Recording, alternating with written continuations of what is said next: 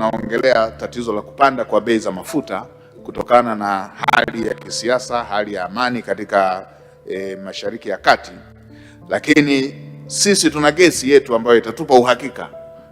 Tukishakuwa na gesi yetu na vifaa vyetu vinatumia nishati ya gesi, maana yake hatutaathirika sana yanapotokea matatizo kama haya kwenye nchi zinazozalisha mafuta.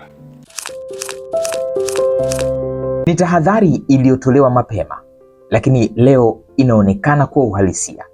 Kutoka Mashariki ya Kati hadi mitaa ya Dar es Salaam, safari ya mafuta imebeba mzigo wa uchumi mzima. Bei zinapopanda, nani analipa gharama halisi?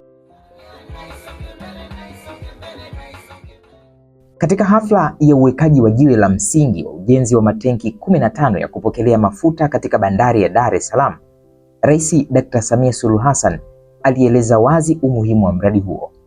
Mradi huo unalenga kuongeza uwezo wa nchi kuhifadhi mafuta na kuimarisha akiba ya kimkakati, yani Strategic Petroleum Reserves, mfumo unaotumiwa na mataifa mengi duniani kukabiliana na dharura za nishati ya mafuta. Tanzania, kama zilivyo nchi nyingi zinazoendelea, bado haina akiba kubwa ya muda mrefu ya mafuta, jambo ambalo linaifanya iwe nyeti kidogo kwenye misukosuko ya soko la dunia. Ndiyo maana katika hotuba yake Rais Dr. Samia alionya kuwa migogoro ya kimataifa, hasa katika eneo la Mashariki ya Kati, inaweza kuathiri moja kwa moja bei ya mafuta hapa nchini. Misukosuko iliyotokea hapa karibuni wiki iliyopita na tunayoendelea nayo tayari imeshapandisha bei ya mafuta kwa 13% mpaka jana. Sasa hatujui leo na siku zinazokwenda, lakini tumuombe Mungu watu wale wakae juu ya meza, wazungumze, wakubaliane na hii misukosuko iishe, ili dunia irudi katika hali ya kawaida kuendesha chumi za nchi zetu.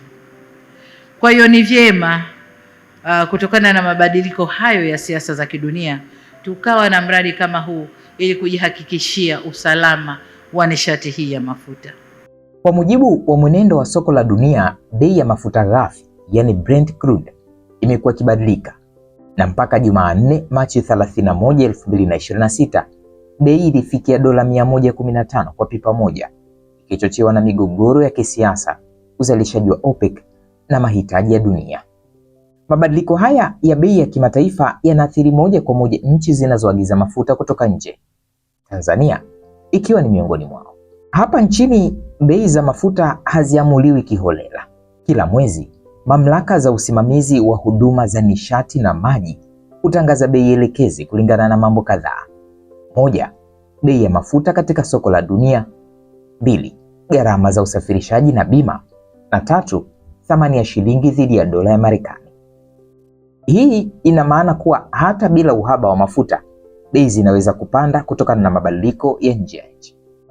Wakati wananchi wakihisi presha ya maisha baada ya kutangazwa kupanda kwa bei ya mafuta hadi kufikia 4,000 kwa baadhi ya mikoa nchini Tanzania, mitazamo ya viongozi imeanza kutofautiana. Lakini nimeona maneno mengi kwenye mitandao kuhusiana na bei za mafuta. Ndugu zangu wa Tanzania, kwanza mkubali kabisa kwamba sisi kama nchi serikali yetu imeongeza bei za mafuta kidogo ukilinganisha na namna majirani walivyoongeza. Nilikuwa naangalia wenzetu Kenya, kwa mfano petroli wameongeza kwa inafika sasa 5,450 hapo jirani Kenya, lakini ukiangalia diesel ni 5,556 hivi na mafuta ya taa ni 4,400.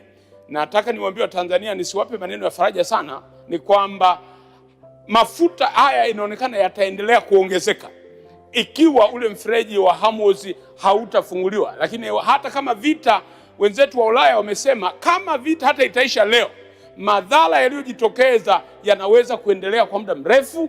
Ndio maana wamewaambia wananchi wao, Umoja wa Ulaya, kwamba wengi wafanye kazi kutokea nyumbani na watumie magari zaidi ya umma kuliko magari ya binafsi ili kupunguza matumizi ya mafuta, kwa sababu kuna uchache wa mafuta. Kwa hiyo Watanzania wenzangu, mambo ya mitandao myapunguze, hayana maana. Humu ndani serikali inafikiria mambo mengi.